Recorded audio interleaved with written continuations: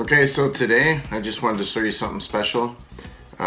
It's a cranberry update. So we're going to show you what we did when we put them in the fridge and out in front of the sun in the baggies on the paper towels. So we're just going to show you what happened and what I think happened. So the very first thing we did is we put the ones that were in the baggie. I'll bring that up there to you.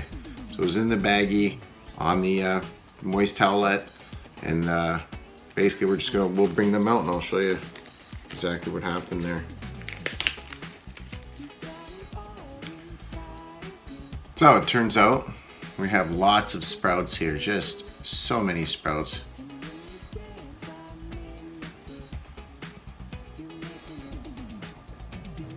So this is the success I had just putting it in the baggie without stratification. Now, my best guess is that since they were picked in October, most likely, and it was cold, and then it got packaged and put into like a refrigerator or a chill unit, then it got to me and I put it in the fridge for a little bit, that they were already pre-stratified. Either way you look at it, I got a lot of success on here. So what we're going to do is we're going to be putting them into these little pots that I got from the dollar store. These are about $4.25, I think it costs, plus tax. You know how it is. And then what I didn't get to is this is the one here that was in the fridge, and I have no success in there. There's no real roots happening there. And in the dirt I couldn't tell, which is also in the fridge.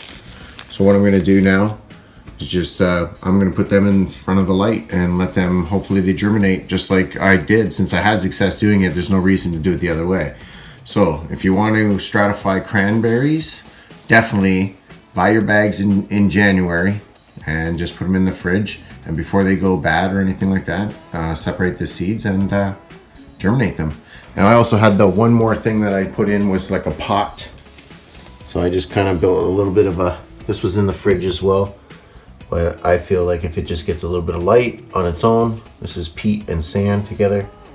And a little baggie over there to create a little humidity and some warmth.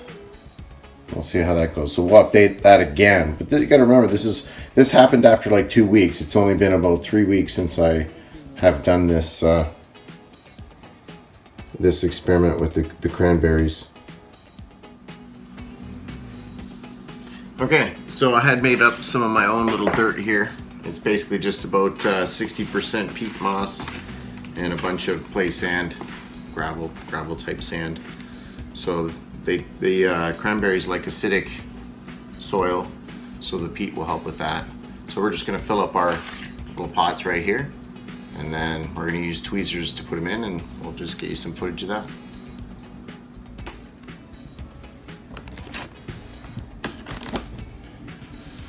Okay, so we have our pots ready, but I gotta use tweezers for this because I don't want to put my dirty hands on it. But yeah, that's basically it right there. Nice little root on it. And you know, this is how we're gonna get into the dirt.